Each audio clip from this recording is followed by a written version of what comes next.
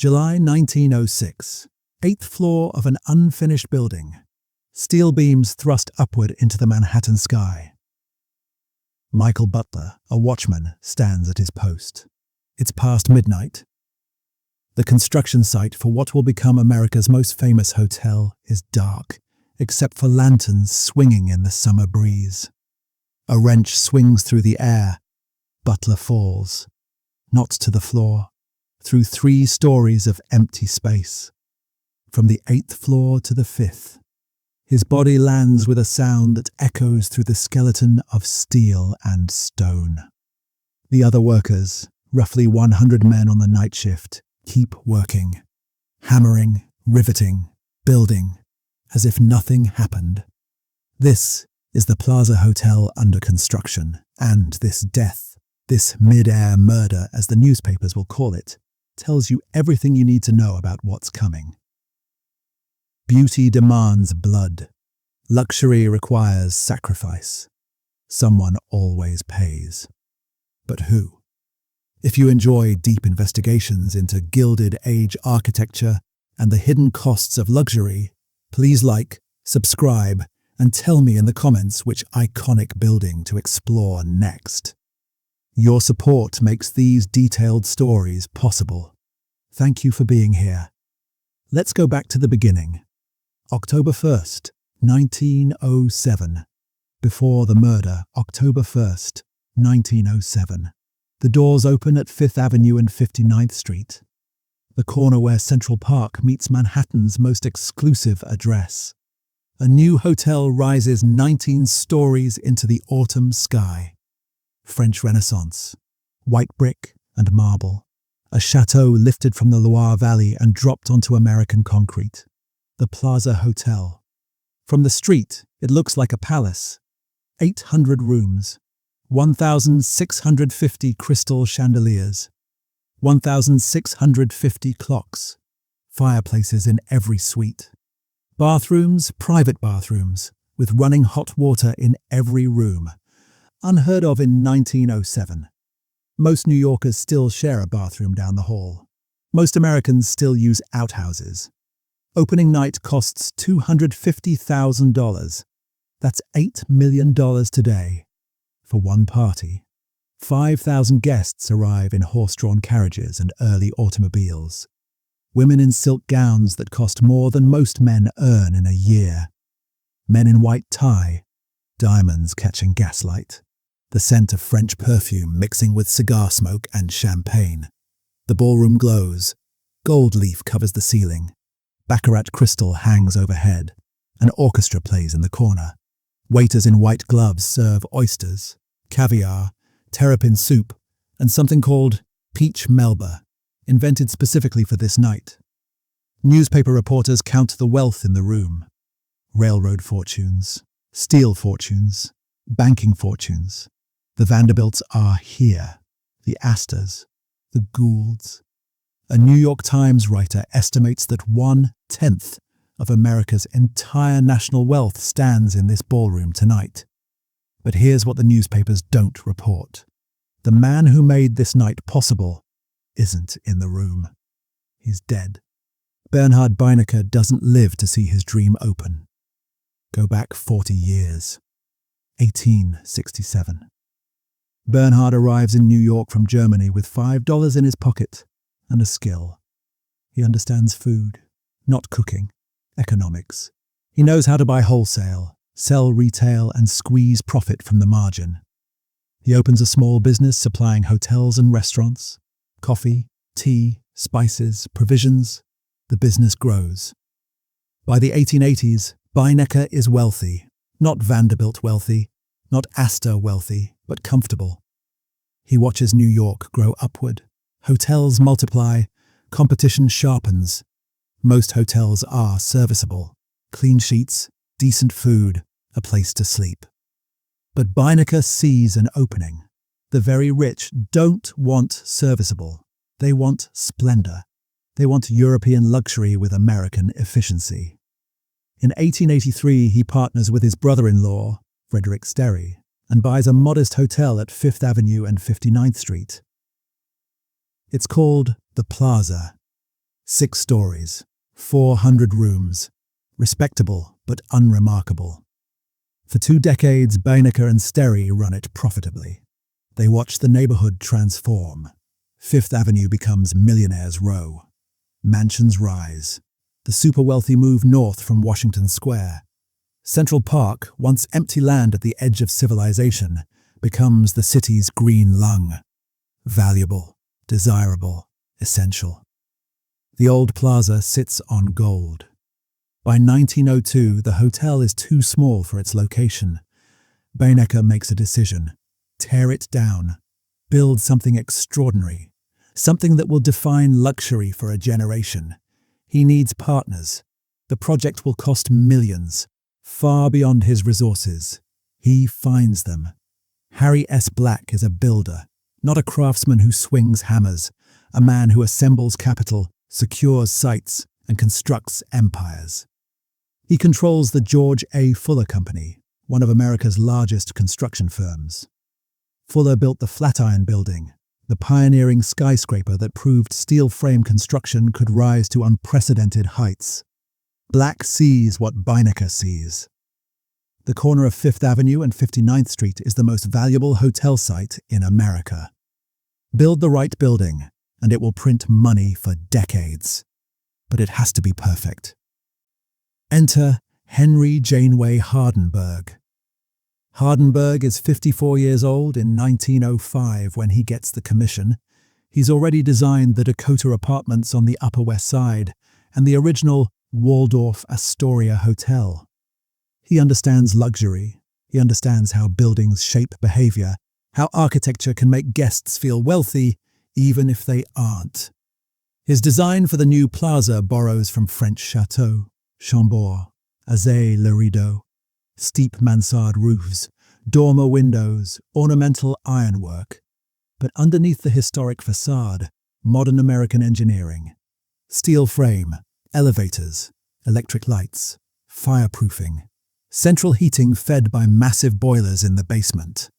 The design calls for 19 stories, 800 guest rooms, public spaces that dwarf anything New York has seen, a palm court with a stained glass ceiling, a grand ballroom that seats 1,500, a men's grill, women not allowed, a ladies' restaurant, men not allowed, separate dining rooms for families, for private dinners, for afternoon tea.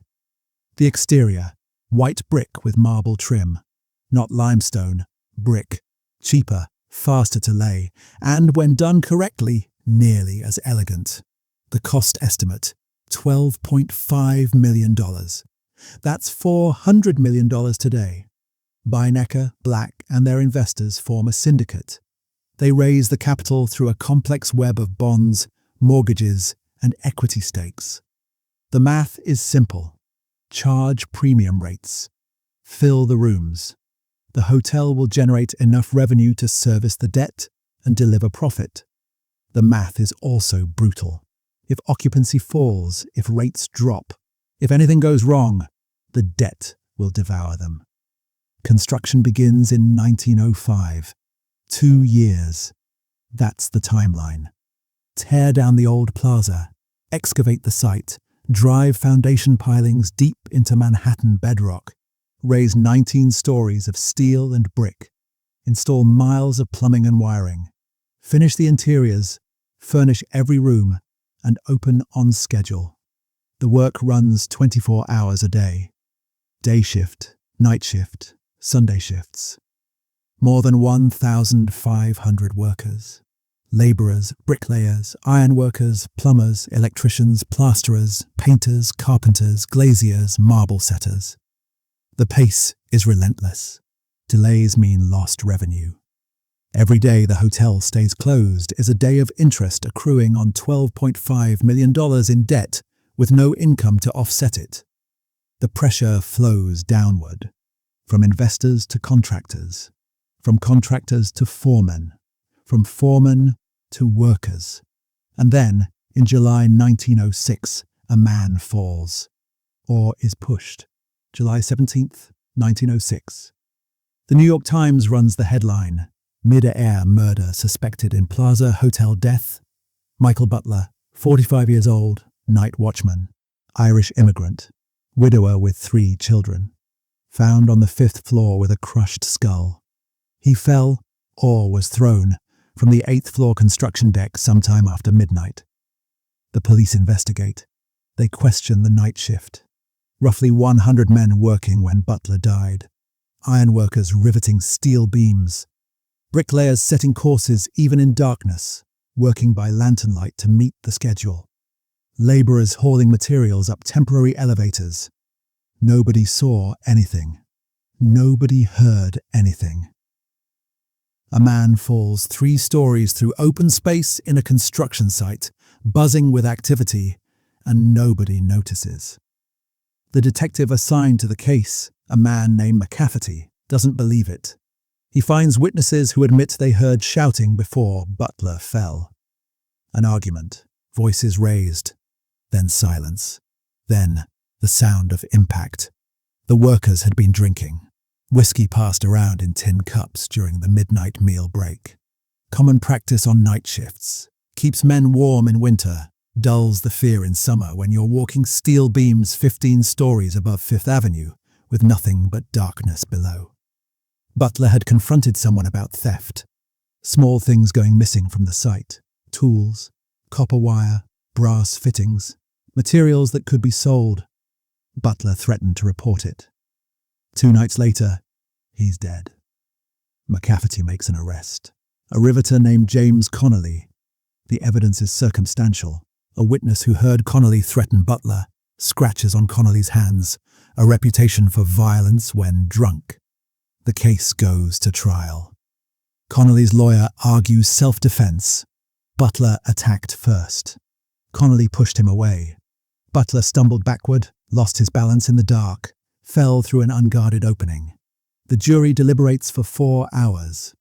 Not guilty. Connolly walks free, returns to work. Not at the Plaza. The publicity makes that impossible. But at another site. Another hotel rising in Manhattan. There's always another building. Butler's 3 children receive nothing. No compensation, no pension, no acknowledgement beyond a paragraph in the newspaper. The Plaza construction continues without pause. Butler's death adds maybe half a day of delay while police clear the scene. Then, the hammering resumes. This is 1906. No workers' compensation laws, no safety regulations, no unions strong enough to shut down a project over a single death. If you die on the job, your family might sue, but they'll face corporate lawyers, expensive litigation, and years of delay. Most can't afford it. Most don't try. The death toll at the Plaza is never officially recorded. Butler's is the only one that makes the newspapers because it involves suspected murder. But construction sites in 1906 kill regularly. Men fall, scaffolds collapse, ropes break, heavy materials slip from hoists. One estimate, based on insurance records and coroner reports, suggests that major construction projects in New York during this era experienced approximately 1 death per $1 million spent. The Plaza costs $12.5 million. Do the math.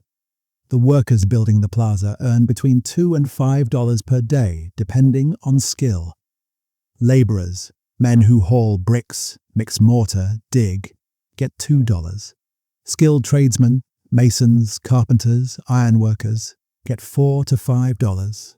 A 6-day week, 10-hour days, 60 hours of labour. Annual income for a labourer, roughly $600. For a skilled worker, $1,200 to $1,500. Now consider the cost of living. Rent for a tenement apartment in 1906, $10 to $15 per month. Food for a family of 4, $8 to $12 per week.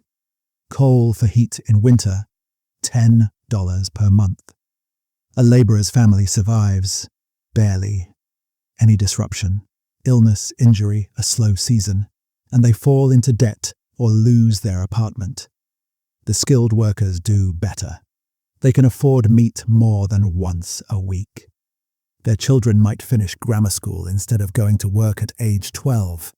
But nobody gets rich building the plaza except the men who own it. The work is divided into trades, each with its own hierarchy, its own rhythm. The ironworkers raise the skeleton. Steel arrives from mills in Pennsylvania by rail, pre-cut to specification. Each beam and column is numbered. Ironworkers, working in teams of 4, guide beams into place using derricks and hand signals. A riveting crew follows behind. One man heats rivets in a portable forge until they glow cherry red. Another, the catcher, uses tongs to grab the hot rivet and slam it into a pre-drilled hole. 2 more men, one on each side of the beam, use hammers to pound the rivet flat. The noise is deafening. The risk is constant. You work 15 stories up on beams 12 inches wide.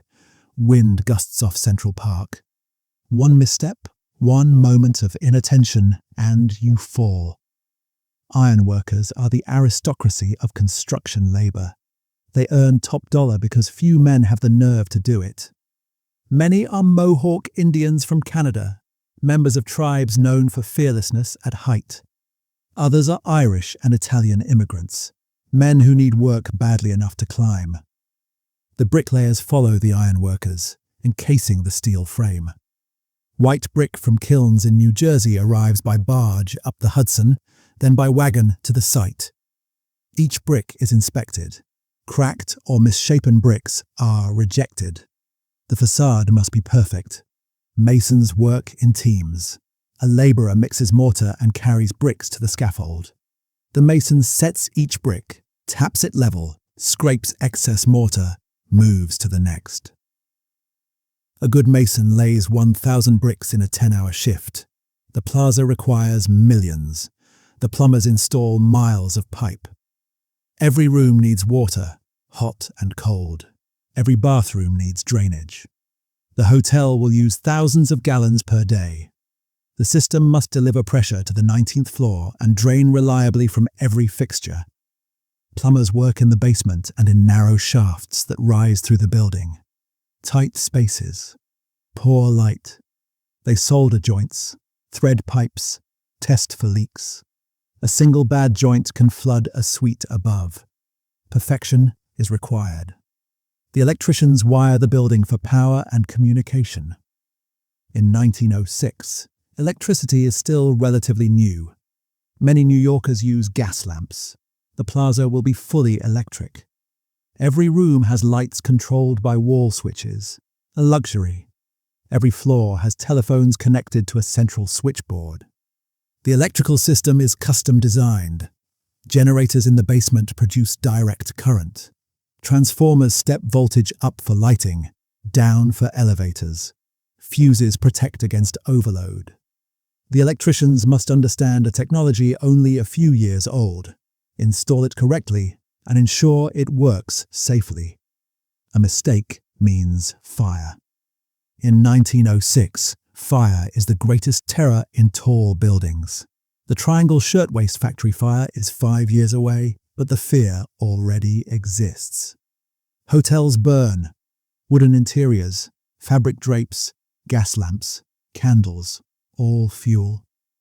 The plaza's steel frame makes it theoretically fireproof, but the interiors can still burn. Electrical fires are particularly dangerous because they start inside walls, unseen, until too late. The carpenters build the interiors. Oak floors laid in herringbone patterns. Wall panels milled and fitted with precision. Crown moulding, window casements, door frames, baseboards, every piece custom made. The oak room, the men's grill, requires panels of quarter-sawn white oak, a wood prized for its grain and durability. Carpenters select boards, match grain patterns, fit joints without gaps. The work demands patience and skill. A bad joint is visible. Visible means unacceptable. The plasterers finish the walls and ceilings. Ornamental plaster, mouldings, rosettes, friezes, is cast from moulds, then installed and painted to look like carved stone.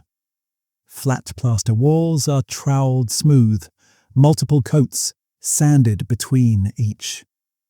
The final surface must be flawless because any imperfection shows through paint.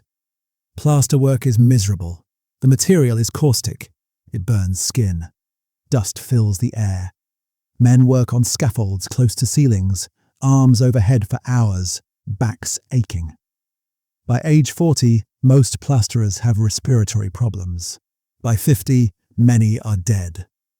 The labour force is international. Irish, Italian, German, Jewish, Polish. A few black workers, though they're largely excluded from skilled trades by informal discrimination and union rules. Language barriers complicate coordination. Foremen shout instructions in English to men who barely understand. Mistakes happen. Rework costs time and money. Tempers flare. Ethnic tensions run high. Irish workers resent Italians, who they see as willing to work for lower wages. Italians resent Irish foremen who favour their own. Jews face discrimination from everyone. Fights break out. Fists, sometimes knives. The Fuller Company keeps private security on site. Men with clubs who break up brawls and escort troublemakers off the property. Fired workers are blacklisted, their names shared among contractors. Get a reputation as a troublemaker, and you don't work again in New York. The pressure to perform is unrelenting. The schedule allows no slack. Every trade depends on the one before it. Ironworkers must finish before bricklayers start. Bricklayers must finish before plumbers and electricians rough in. Rough-in must finish before plasterers close walls. Plaster must dry before painters work. Any delay cascades. Foremen drive men hard. The faster the work, the sooner the hotel opens. The sooner it opens, the sooner it generates revenue. Bonuses are promised to foremen who deliver on time. Penalties threatened for delays. The workers feel it. Shifts lengthen. Meal breaks shrink. Safety shortcuts become routine. Walk the beam instead of waiting for the scaffold. Skip the safety rope because tying it takes time. Mix mortar thinner so it spreads faster. Accidents increase. A labourer loses 3 fingers when a brick pallet swings loose from a hoist. An electrician is knocked unconscious by a shock when he works on a live circuit. A carpenter falls through an unfinished floor opening, breaks both legs, never works again. None of these make the newspapers. Not worth reporting unless someone dies. The men keep working because they need the money, because jobs are scarce, because if you complain, you're replaced by the next man desperate enough to take the risk. By October 1907, the Plaza is finished. Not perfect. Close inspection would reveal compromises, shortcuts, flaws hidden behind plaster and paint. But from the street, from the guest rooms, from the ballroom, it looks flawless. Opening night, October 1st, 1907. 5,000 guests in silk and diamonds, champagne and caviar, crystal and gold. The men who built it aren't invited. They're home in tenements, resting aching bodies, spending wages already committed to rent and food. Some are injured, healing from accidents. Some are dead. Butler and others, names unrecorded, bodies buried in potters' fields. The Plaza Hotel opens, and the question begins to form: who actually paid for this? October 1st, 1907. The doors open. The guests flood in. The Plaza begins its work. The hotel is not a building, it's a machine for manufacturing luxury. Raw materials enter through service doors. Food, coal, linens, ice, flowers, newspapers, mail, luggage. The machine processes these inputs through hidden systems, kitchens, laundries, boiler rooms, storage vaults, and produces outputs. Hot meals, clean sheets, warm rooms. The illusion that comfort appears effortlessly. The illusion requires 1,500 people working invisible shifts. Walk into the Plaza lobby in 1907. Marble floors gleam. Fresh flowers perfume the air. A doorman in a crimson coat and gold braid tips his cap. A bellman materializes to take your luggage. At the front desk, a clerk in a morning coat greets you by name. He was informed of your arrival by telegram yesterday and has memorized your preferences. You don't see the machinery.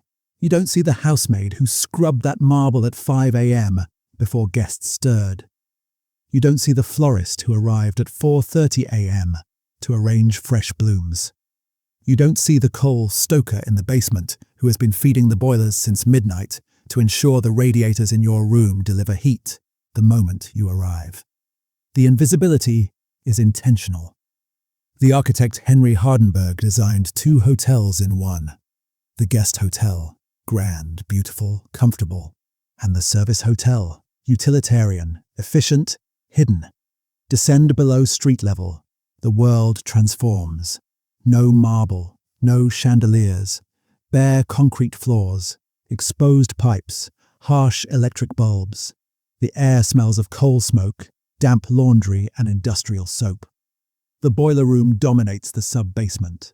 4 massive coal-fired boilers, each 20 feet long, feed the hotel's heating system. Coal arrives by truck through a dedicated entrance on 58th Street, dumped down a chute into bins that hold 500 tons. Stokers shovel coal into fireboxes 24 hours a day. The boilers must never cool. If they do, reheating takes hours, and guests complain about cold rooms. A stoker's shift lasts 10 hours. The temperature in the boiler room exceeds 100 degrees year-round. In summer, it reaches 120. Men strip to undershirts, drink water constantly, and still collapse from heat exhaustion. The work destroys lungs. Coal dust, ash, and smoke.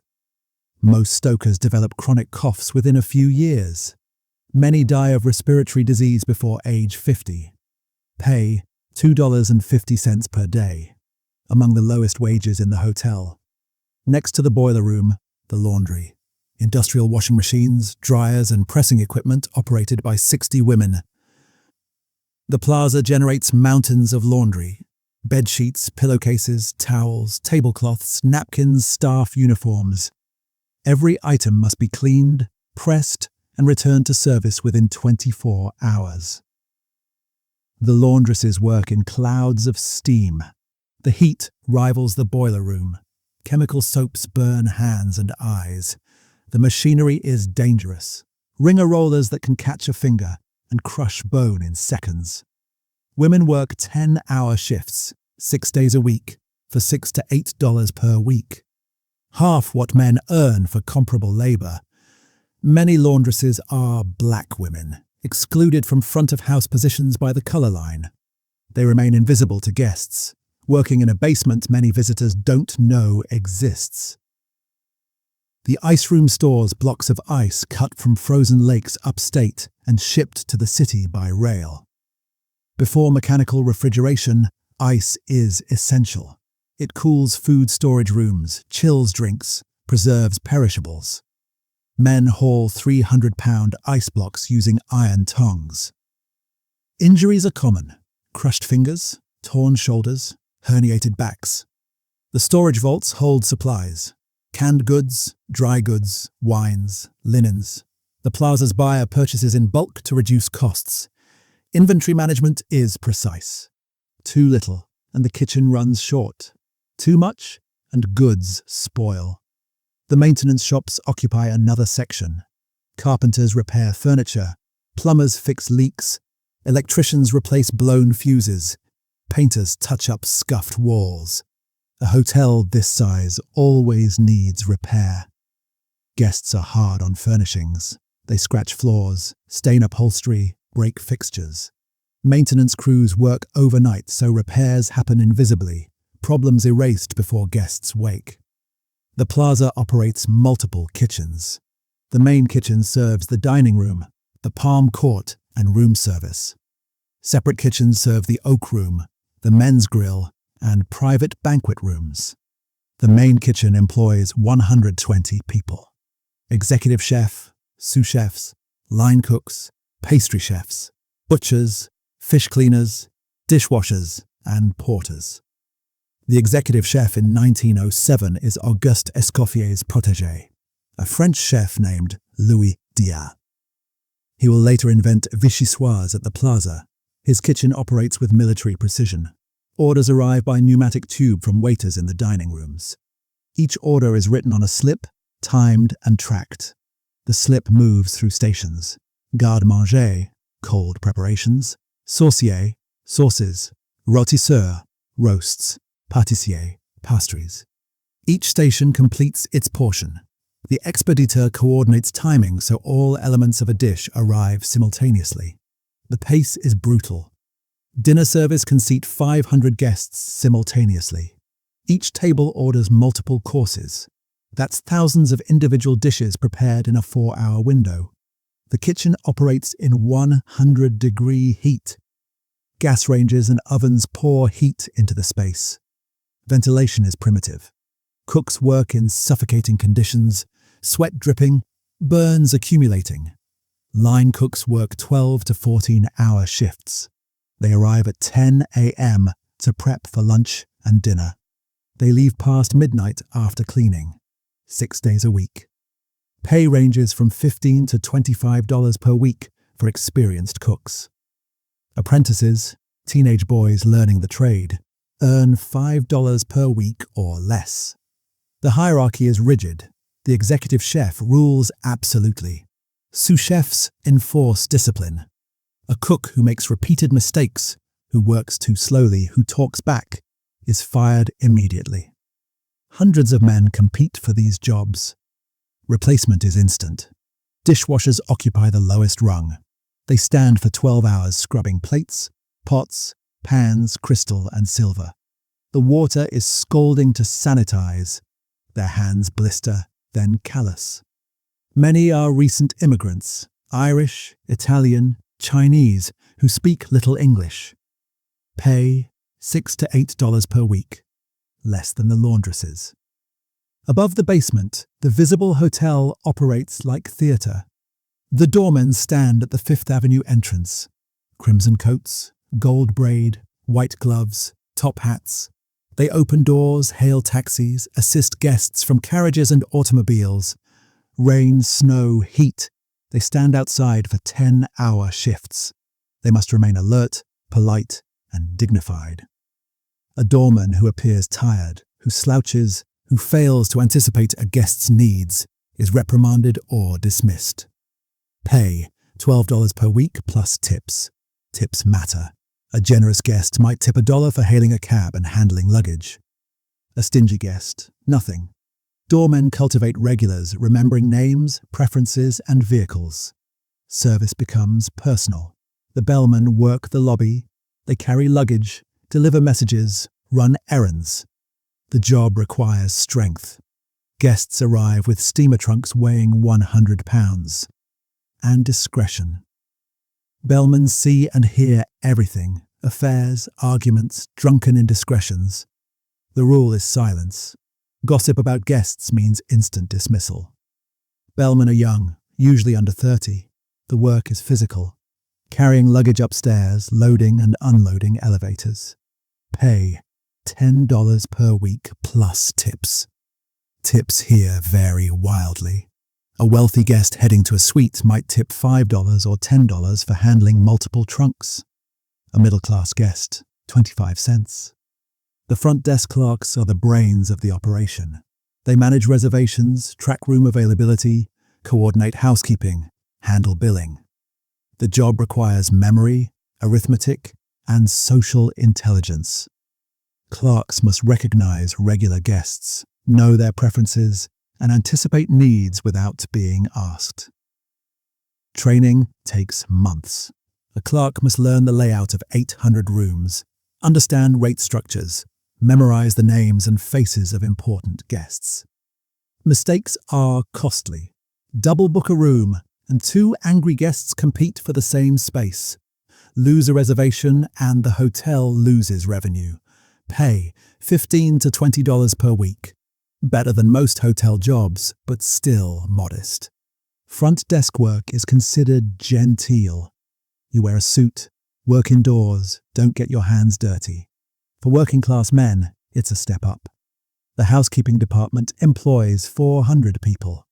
Chambermaids, housemen, floor supervisors. Each chambermaid is responsible for 12 to 15 rooms per shift. She arrives at 7 a.m. with a cart loaded with linens, cleaning supplies, and fresh towels. The process for each room: knock and announce. Wait for a response. If the guest is present, return later. Strip the bed. Inspect the mattress for stains or damage. Sweep the floor. Carpets are beaten by hand. Vacuum cleaners exist in 1907, but are rare and expensive. Dust all surfaces. Furniture, windowsills, picture frames, lamps. Clean the bathroom. Scrub the tub, sink, and toilet. Polish fixtures. Replace towels. Make the bed. Fresh sheets, hospital corners, pillows fluffed, bedspread smoothed without a wrinkle. Replenish amenities. Fresh soap, matches, stationery. Final inspection. Everything perfect. Time allowed per room: 30 minutes, 12 rooms, 6 hours of work. The remaining 4 hours of the shift are spent responding to guest requests, restocking carts, attending staff meetings. The work is exhausting. Constant bending, lifting, scrubbing. Chambermaids develop back problems, knee problems, repetitive strain injuries. Many are middle-aged women, widows or immigrants, who need work but find few options. Hotels hire them because they're desperate and will work for low wages. Pay $6 to $8 per week. No tips. Guests rarely interact with chambermaids. The work is invisible. Chambermaids are forbidden from accepting gifts from guests. The rule exists because guests, almost always male, sometimes proposition chambermaids. A woman who refuses risks losing her job if the guest complains. A woman who accepts risks pregnancy, disease, and scandal. The hotel's official policy is termination for moral misconduct. In practice, this means women are fired for being victimized. The housemen handle heavy labor. They move furniture, deliver luggage, remove trash, shovel snow from the entrances in winter. Pay $8 to $10 per week. The Plaza has 16 passenger elevators. Each requires an operator. The job seems simple. Press a button, close a gate, transport guests between floors. But it demands skill. Operators must stop the elevator precisely level with each floor. Too high or too low, and guests stumble. Precision requires feel, practice, and attention. Operators also serve as guides. Guests ask for directions, recommendations, information. Operators must know the hotel intimately. The job is performative. Operators wear uniforms, brass-buttoned coats, caps, white gloves. They stand straight, speak clearly, and remain pleasant even after 300 repetitions in a shift. Shifts last 10 hours. Operators spend the entire shift standing in a small elevator cab, rising and falling, rising and falling. The monotony is numbing. The motion causes nausea in some. Operators learn to eat lightly and avoid looking out windows. Pay $10 to $12 per week. Tips are rare. Guests don't tip elevator operators. The hotel's switchboard sits in a small room off the main lobby. 20 operators work in shifts, routing calls. In 1907, telephones are still a luxury. The Plaza has a private switchboard connecting all rooms to a central exchange. Guests pick up the receiver and an operator answers. The guest requests a connection, another room, the front desk, an outside line. The operator manually plugs cables to complete the circuit. The work requires speed and accuracy. During peak hours, morning and evening, The board lights up with dozens of simultaneous requests. Operators juggle multiple connections, routing calls while remembering which lines are busy. The operators are all women, young, unmarried, with clear voices and good diction. The job is considered respectable, office work, clean, indoors, but it's demanding. Operators sit for 8-hour shifts with minimal breaks, wearing heavy headsets that press against their ears. By shift's end, many have headaches. Prolonged exposure to the headset's pressure causes permanent hearing damage in some. Pay $8 to $10 per week. The job comes with strict rules. Operators must never eavesdrop on conversations, though of course they do. They hear affairs arranged, business deals negotiated, family arguments. The rule is silence. A woman who gossips is fired. By the end of the first year, the Plaza has processed thousands of guests. The machine works, revenue flows, the hotel is profitable. But the machine eats people. How many workers sustain injuries in the first year? The records don't say. Hotels don't report such figures. But based on contemporary labor statistics for similar operations, estimates suggest 5 to 10% of the workforce experiences some form of injury annually. Burns, cuts, falls, strains. How many workers are fired? Turnover in hotel work exceeds 50% annually. Low wages, long hours, harsh conditions. People leave for better opportunities or break down physically. The Plaza doesn't care. Workers are replaceable. For every chambermaid who quits, 10 women wait for the job. For every cook who collapses, 5 line up to take his place. The guests never see the churn. They see polished floors, fresh flowers, attentive service. They see the illusion. The machine hums. The hotel thrives. And beneath the surface, the costs accumulate. 1 year after opening, the Plaza Hotel looks like a triumph. From the outside, everything works. Rooms are full. Ballrooms booked. Society pages mention the Plaza almost daily. Luncheons, weddings, charity galas, political dinners. The Palm Court becomes shorthand for status. If you are seen there, you matter. But inside the accounting office, the numbers tell a different story. A hotel like the Plaza does not make money the way people think it does. The public imagines simple math. Charge wealthy guests high prices, subtract staff wages, pocket the difference. Easy. The reality is a pipeline. Money rushes in one end and leaks out everywhere else. Start with the debt. The construction cost, $12.5 million. Financed largely through bonds and mortgages. Interest rates between 4 and 5%. Conservative by modern standards. Crushing in an era with no safety nets. Annual interest alone, over $500,000. That money is due whether a single room is occupied or not. Now add fixed operating costs. Coal for heating and hot water, $150,000 per year. Food purchases, $400,000 per year.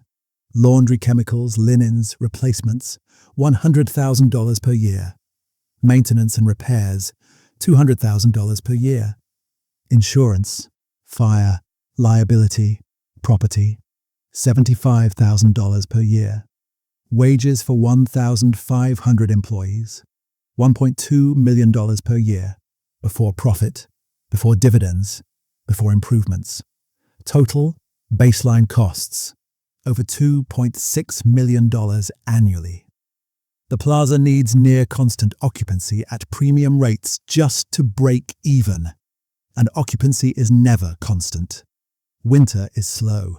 Summer depends on European travelers and wealthy families escaping city heat. Economic tremors ripple instantly. A stock market dip, a banking panic, a railroad failure. Luxury is the first expense people cut. The management understands this. So they do what luxury businesses always do under pressure. They squeeze downward. Housekeeping budgets tighten. Fewer maids per floor, more rooms per woman. Injuries rise, food portions shrink, chefs are ordered to reduce waste, leftovers are reused, soup stock stretches longer than it should. Maintenance is deferred. Hairline cracks are painted over, minor leaks ignored until they become major ones. Wages stagnate. Raises are rare. Complaints are met with replacements. The illusion must remain flawless, even as the foundation strains. And then there is competition. By 1910, New York is drowning in luxury hotels. The Waldorf Astoria, the St. Regis, the Knickerbocker, the Astor, the Ritz-Carlton. Each promises newer, better, more exclusive experiences, more private bathrooms, better service, larger suites. The Plaza is no longer unique. To compete, management adds amenities. Each one costs money: a barber shop, a beauty salon, a Turkish bath, a private dining club, live orchestras every night, imported flowers year-round, luxury compounds expense. Then comes the silent killer: taxation. Before 1913, wealthy property owners enjoy relatively light federal taxation. Income tax exists briefly during the Civil War, then disappears. The Plaza's owners structure profits carefully. Much of the wealth sits in real estate value, not taxable income. Then in 1913, everything changes. The 16th Amendment is ratified. Federal income tax becomes permanent. Suddenly profits are exposed, dividends taxed, personal wealth scrutinized. The government wants its share. For a debt-heavy luxury hotel, this is catastrophic. Margins shrink overnight. The same year, something else happens. Bernard Beinecke's absence, once symbolic, becomes structural. The men who envisioned the Plaza are gone or aging out. Control shifts to financiers, boards, committees, people who see spreadsheets, not buildings. Decisions become defensive. Spend less, risk less, preserve cash. Luxury cannot survive fear. And then, 1914, Europe erupts. War. Transatlantic travel collapses. European aristocrats vanish. International capital freezes. New York hotels lose their most reliable high-spending guests almost instantly. Occupancy drops. The Plaza still pays interest, still pays wages, still burns coal, still feeds boilers. But fewer people walk through the doors. At the same time, prices rise. Food shortages, coal shortages, labor unrest. Workers demand raises to survive. Management resists. Strikes loom across the city. Behind the scenes, the Plaza begins borrowing against itself. Short-term loans, refinancing, deferred maintenance disguised as modernization plans. It works, for a while. Then in January 1914, another blow lands. Bernhard Beinecke dies. The man who understood both hospitality and restraint is gone. Within months, ownership consolidates further into the hands of financiers. The Plaza becomes less a hotel and more a financial instrument. A line on balance sheets, a piece of collateral, something to be leveraged. Guests still sip tea in the Palm Court, still dance under chandeliers, still believe they are participating in permanence.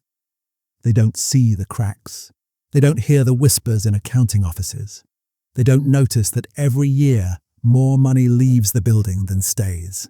The Plaza is still beautiful, still famous, still admired, but it is no longer safe.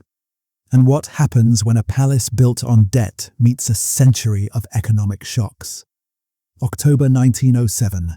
The Plaza opens into a world that is already slipping. Outside, Wall Street trembles. The panic of 1907 spreads like fever. Banks tighten credit, businesses stall, men lose jobs in a week. Inside the Plaza lobby, chandeliers burn as if nothing is happening. Silk, caviar, champagne, smiles so polished they look like armor. The Plaza survives the panic with minimal losses, the papers later claim. Wikipedia. But survival has a price. The hotel becomes more machine than mansion. Because when the outside world turns uncertain, the inside must become perfect. So management does what every luxury institution does when fear rises. They make the building bigger. Not because they can, because they have to. By the mid-1910s, Fifth Avenue is no longer a frontier of mansions. It's turning commercial, crowded, competitive. More hotels rise nearby. More money fights for the same corner of New York. Wikipedia. And the Plaza's owners already planned for expansion, quietly buying lots along West 58th Street like a chess player setting up a kill shot. Wikipedia. Then comes a problem that feels like bureaucracy, but functions like a trap. 1916. New York passes the city's first zoning resolution, limiting building heights. But the Plaza Operating Company pushes for an exemption on the 58th Street side, because if you can't build upward, you can't outrun your debt. Wikipedia. And by August 1919, plans are filed for a 19-story annex, designed by Warren and Wetmore, the same architectural machine behind other New York monuments. Wikipedia. Here's the detail that makes your stomach tighten. To build the annex, they take out new mortgage loans totaling $2.275 million. Wikipedia. Debt stacked on debt. It's not expansion, it's oxygen. The annex years, 1919 to 1921. New York is loud again after war. Jazz leaks from doorways, money returns. The Plaza wants to capitalize. More rooms, more suites, more long-term residents who pay reliably. Construction begins, and it doesn't look like the glamorous 1907 build with breathless newspaper copy. It looks like disruption. Scaffolding on 58th Street, dust drifting into hallways, hammering that ruins afternoon naps. Guests complain, quietly, because the Plaza still intimidates people. Back of house suffers first. Housemaids now clean more rooms, faster, because fewer rooms can be rented while work is underway. Cooks adjust menus because deliveries get rerouted. Elevator operators work longer because service elevators are overloaded with supplies and rubble. The machine keeps running while parts are replaced. That is the Plaza's real genius. It can be under surgery and still smile. Then comes Prohibition 1920. Alcohol becomes illegal in the United States. To the Plaza, this is not morality. It's a business model collapse. Because what is luxury without champagne? The Plaza adapts by amputating its own glamour. In 1921, the hotel removes its champagne porch, a space so exclusive it basically exists to display wealth. Wikipedia. Imagine what that means in human terms. A room that once shimmered with bottles and laughter goes dark. Staff who worked it are reassigned or dismissed. Suppliers vanish, tips disappear, and the Plaza learns a terrifying lesson. The law can reach the rich. Not enough to ruin them, but enough to wound their habits. So new habits form. Behind closed doors, alcohol still flows. Quietly, privately, in suites where curtains stay drawn. The Plaza doesn't need to advertise what it won't admit. Because the Plaza is not a hotel. It's an accomplice. But the bigger danger isn't prohibition. It's what the annex represents. A building that is now too expensive to slow down. By 1921, the Plaza is larger, more complex, more costly to maintain, and more dependent on constant high-paying guests than ever before. Wikipedia. And outside, the decade is speeding toward its peak. The music gets louder. The money gets wilder. The city starts believing the party will never end. And that is when the Plaza becomes what it was always designed to be. A stage for the rich to perform immortality. But what happens when the most famous stage in America becomes the perfect place to hide sins? Mid-1920s. New York is electric. The streets don't feel like streets anymore. They feel like arteries. Cars, taxis, crowds, noise, money. In the Plaza, the lobby is a living room for the wealthy. People don't enter like guests. They enter like they belong. Afternoon tea becomes ritual. Not just food, but a social weapon. Who sits where? Who is seen with whom? Who is invited? The palm court grows into a symbol that outlives generations. The Plaza. And now the Plaza sells something far more valuable than rooms. Access.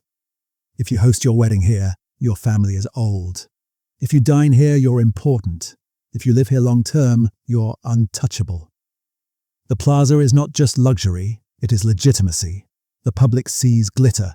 The staff sees war. At peak season, the Plaza runs like a battlefield disguised as a ballet. In the dining spaces, waiters glide. In the kitchen, men sweat through shirts, cursed by chefs for being 2 seconds late. In the laundry, steam thickens the air until breathing feels like swallowing clouds. And upstairs, behind doors with gold handles, human secrets pile up. Affairs, bribes, quiet cruelty. The Plaza doesn't create these sins, it hosts them, and it profits. The hidden cost is the people who cannot say no. The Plaza's luxury depends on a simple rule. The guest is always right. Now imagine what that means when the guest is rich enough to ruin you. A bellman must laugh at insults because tips feed his family. A maid must tolerate hands that linger too long because complaints get her fired. A telephone operator must connect calls without reacting, no matter what she overhears. The Plaza teaches its staff a brutal discipline. Be invisible and you survive. The Plaza becomes a legend and a trap. By the late 1920s, the hotel's fame is self-sustaining. Society pages, novels, gossip, cinema, it's everywhere. A building can't be famous until it is. And once it is, the building starts devouring itself. Because a legend must constantly prove it deserves worship. So the Plaza spends, renovates, refreshes, reinvents. Wikipedia. More staff, more decor, more upgrades, more maintenance. And every improvement increases fixed costs. Meaning one thing, if the economy ever turns, the Plaza will bleed faster than smaller hotels. The Plaza's owners know this. That's why they expand, rework, modernize, always pushing forward, because stopping is death. Then the air changes. 1929 approaches like a storm you can't photograph yet. The lobby is still full. The palm court still hums. The ballroom still glows. But the behavior of money begins to shift. Bankers grow quieter. Financiers stop laughing quite as loudly. People cancel events for scheduling reasons. And deep inside the Plaza, inside the offices where the numbers live, someone notices something terrifying. A luxury palace can survive scandal. It can survive prohibition. It can even survive war. But it cannot survive empty rooms. And New York is about to learn what happens when the world's most famous hotel meets the moment when nobody feels rich anymore. Because after the peak comes the fall, and the Plaza's fall doesn't begin with fire. It begins with silence. October 1929. The Plaza lobby still smells like flowers and furniture polish. The chandeliers still glow. The palm court still serves tea at precisely the same hour it always has. But something is wrong. The laughter sounds thinner. Conversations stop when strangers pass too close.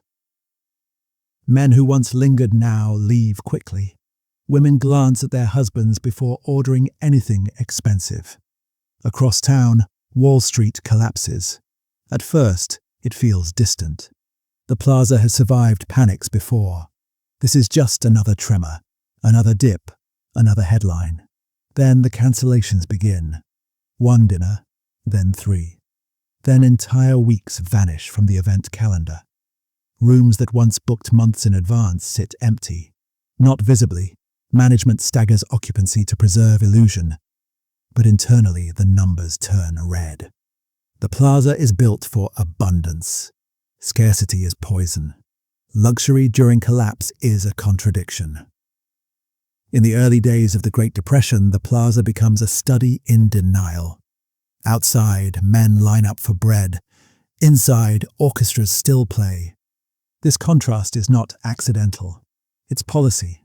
Management believes that if the plaza looks untouched, it will be untouched. That wealth will return faster if its stage remains intact. So they cut quietly. Housemaids are dismissed in batches of 10. Remaining women clean more rooms. Slower, tired, injured. Kitchen staff is reduced. Men who've worked here for 15 years are told their services are no longer required. No severance, just a handshake and a silence that feels permanent. Wages freeze. Then they drop. Tips disappear almost entirely. A bellman who once earned more in tips than wages now goes home with pockets empty. A doorman stands in the cold for 10 hours and earns nothing extra.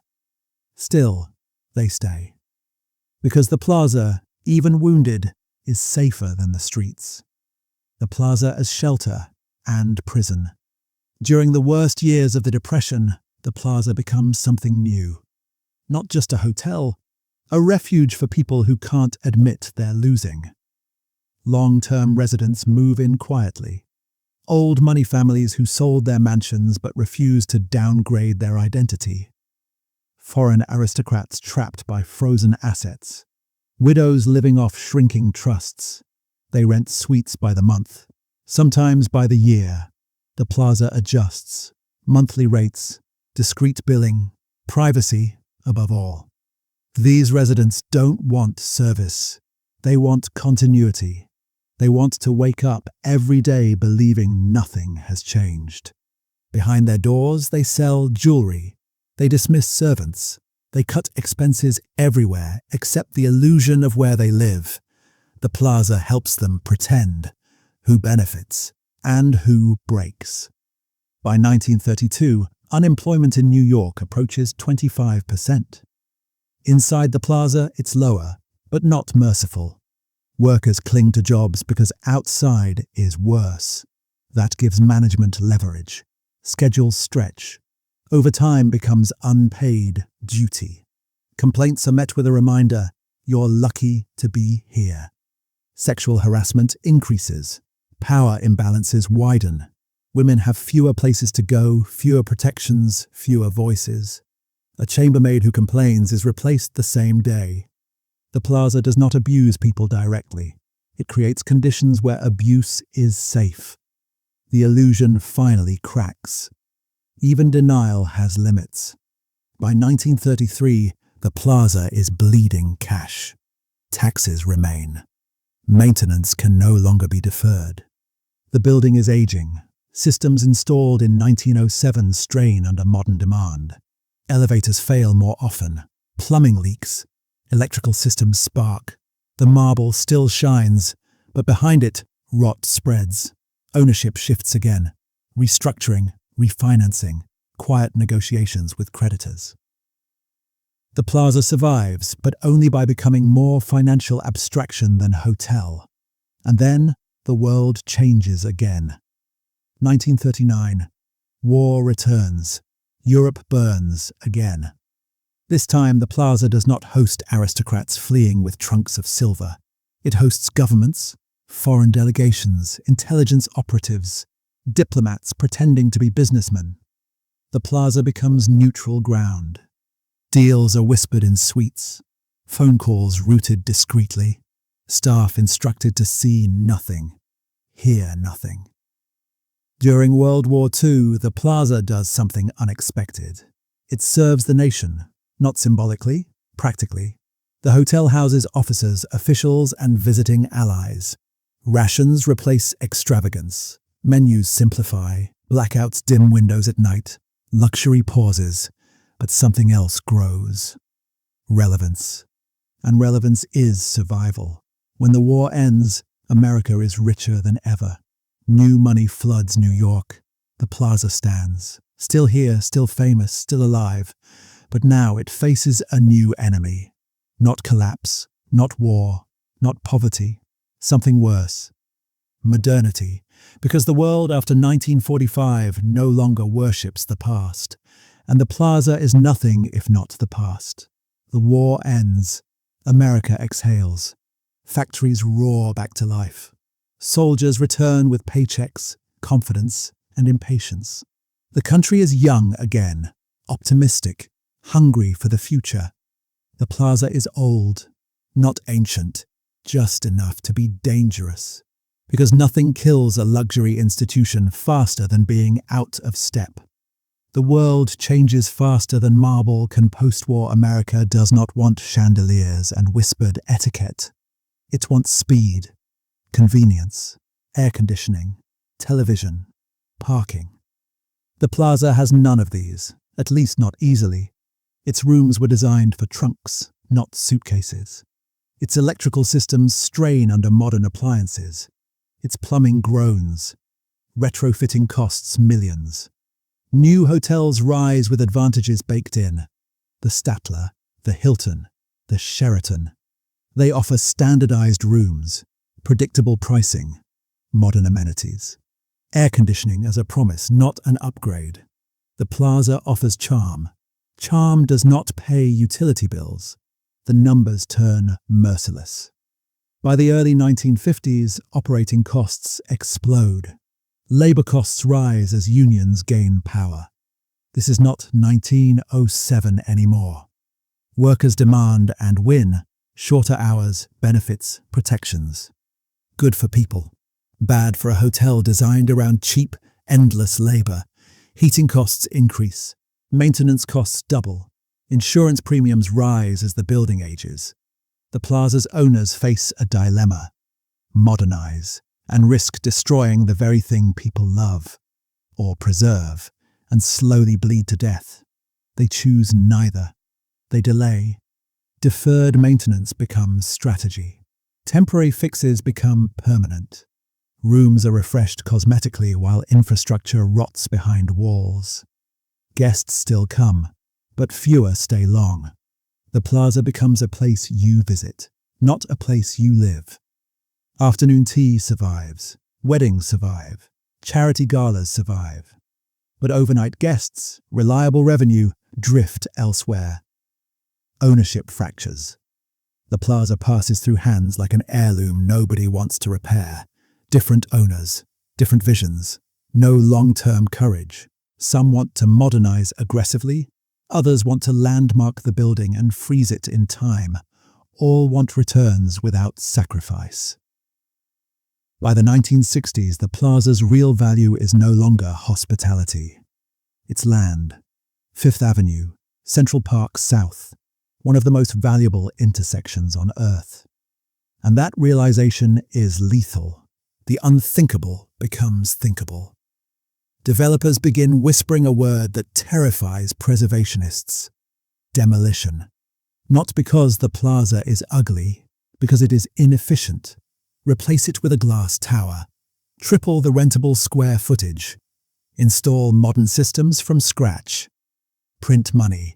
The math works. Emotion does not. Public outrage brews quietly at first. Newspapers publish speculative pieces. Architects argue. Preservationists organize. In 1968, New York City designates the Plaza's exterior as a landmark. The building is saved, but salvation comes with a curse. Landmark status freezes the facade, but not the finances. Owners can no longer radically alter the exterior. Costs rise further, flexibility vanishes. The Plaza is now too famous to kill and too expensive to love. The building fights back. By the 1970s, the Plaza looks tired. Still beautiful, but faded. Carpets worn thin, paint dulled, staff stretched, reputation coasting on memory. And then, like a man in debt reaching for one last gamble, ownership changes again. This time to someone who believes spectacle can outrun math. Someone who believes in branding before branding has a name. Someone who looks at the plaza and doesn't see a hotel. He sees a mirror, a man who will make the plaza famous again, and nearly destroy himself doing it. Because the plaza's next chapter is not about survival, it's about excess, and the most expensive ego New York has ever hosted. Fifth Avenue. Cameras flash.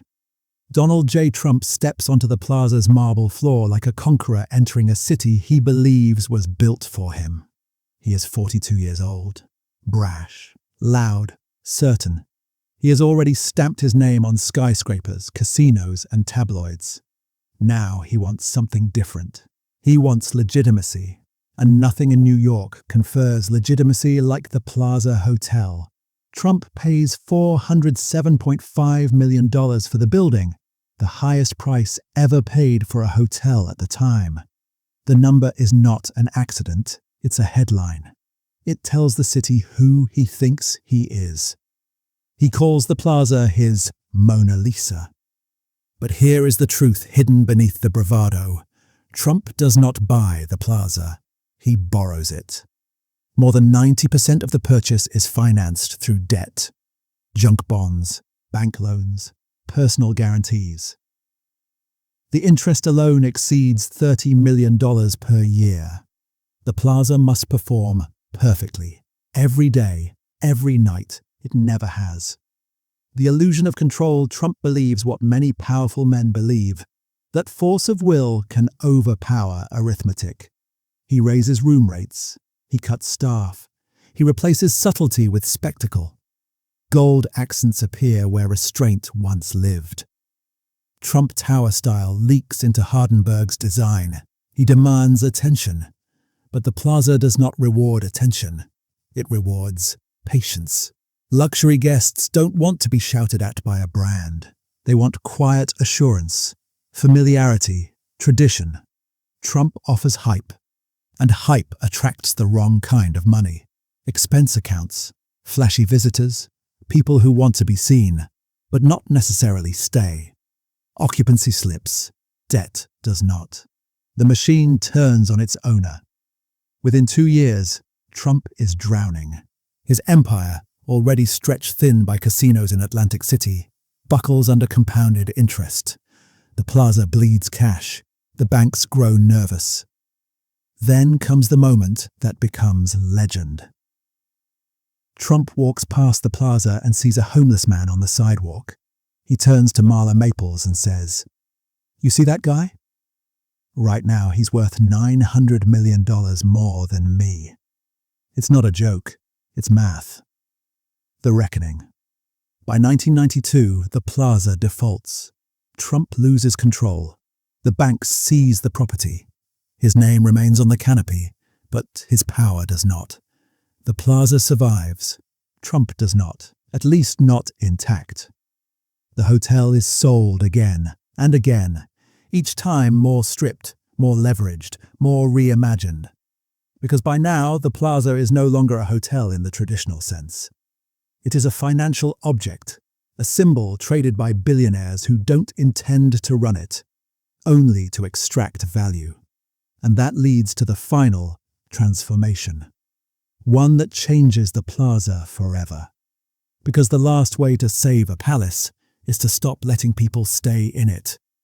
Early 2000s. New York is rich again. Not old rich, new rich, global rich. Money pours in from Russia, the Middle East, Asia. Billionaires who don't care about history, but care deeply about addresses. Fifth Avenue, Central Park South. These are not places, they are coordinates of power, and the plaza sits on the most powerful coordinate of all. To the new owners, the plaza's problem is obvious. Hotels are unstable. People come, people leave, rooms must be cleaned, staff must be paid, service failures create complaints, complaints create refunds. Condos are different. Condos don't complain. 2005, the final reinvention. The plaza is purchased by Elad Properties, an Israeli real estate firm, for $675 million. Their plan is radical and surgical. Split the building in two. 181 private luxury condominiums, 282 hotel rooms, operated separately. The math is irresistible. Sell apartments for $10 to $30 million each, up front. Instant capital, no staff, no long-term labor obligations, no daily operational losses. Luxury becomes ownership, not service. The renovation costs over $450 million. Walls are gutted, systems replaced, infrastructure modernized, air conditioning threaded through century-old bones, elevators rebuilt, plumbing replaced, electrical systems rewired. It is one of the most complex renovations in New York history, and it nearly destroys the building. Preservation versus profit. Landmark restrictions complicate everything. You can't touch the facade. You can't alter iconic public spaces. You must preserve history, even while carving it into private property. Craftsmen replicate moldings by hand. Marble is sourced to match stone quarried a century earlier. Gold leaf reapplied where it flakes. Every decision costs time, and money, and arguments. Preservationists protest. Workers struggle. Schedules slip. The Plaza closes entirely from 2005 to 2008. 3 years. No guests. No revenue. Only spending. Who benefits now? When the Plaza reopens, it is stunning. But it is no longer democratic luxury. This is not a place where middle-class Americans save for a once-in-a-lifetime stay. This is a place where billionaires park money. Penthouses sell for $31 million. Some never move in. Units sit dark for months, sometimes years. The Plaza becomes partially hollow, a palace with lights off. Hotel guests remain, but they are guests in a building no longer designed for them. They share elevators with owners who don't want to see them. Service corridors are rerouted. Public access shrinks. The Plaza is no longer a machine for hospitality. It is a vault, and vaults don't need people. The human cost, again. Staff numbers drop permanently. Fewer maids, fewer bellmen, fewer cooks. Union protections remain, but fewer jobs exist to protect. The Plaza becomes quieter, more controlled, less alive. And then comes the moment that captures the transformation perfectly. A woman, resident, wealthy, anonymous, takes out her trash. She enters a garbage room. The door locks behind her. She screams. No one hears, because no one is there. She's trapped for nearly 24 hours in one of the most famous buildings on Earth. A billion-dollar palace, empty enough to become dangerous. This is what happens when buildings stop serving people and start serving money. The Plaza survives, but it is no longer whole. And that leaves one final question. What does legacy mean when the human cost is buried under marble? Stand on Fifth Avenue today. Look up. The Plaza still looks eternal. White brick, green roof, flags rippling, Central Park stretching endlessly beside it. Tourists photograph it. Movies mythologize it. Children recognize it from Home Alone 2. Society pages still whisper its name. But the Plaza is no longer a hotel in the way it once was. It is a monument to a century-long experiment. What did it prove? That beauty can be engineered, that luxury can be manufactured, that illusion requires labor, hidden, constant, expendable. The Plaza proves that wealth does not erase cost. It relocates it. From owners to workers, from guests to staff, from public spectacle to private silence. Every era believed it had finally saved the Plaza. Each one only postponed the reckoning. Who actually paid for it? The men who fell from beams, the women who scrubbed rooms for poverty wages, the cooks who burned their hands, the bellmen who smiled through humiliation, the families who lost jobs when luxury shifted shape. The Plaza stands because people absorbed its weight, quietly, repeatedly, What secrets were buried? Abuse hidden behind etiquette, power disguised as politeness, excess justified as tradition. The Plaza didn't invent these things. It perfected their staging. And what remains? A building that outlives the people who serve it. A place that transforms to survive, but never softens. A reminder that monuments don't just reflect greatness, they reflect priorities. And every time we admire marble without asking who polished it, we participate in the illusion. If you enjoyed this deep, human investigation into iconic architecture and the hidden costs behind beauty, like the video, subscribe, and tell me which building you want exposed next. Because every monument has a shadow, and the brighter the light, the darker the story underneath.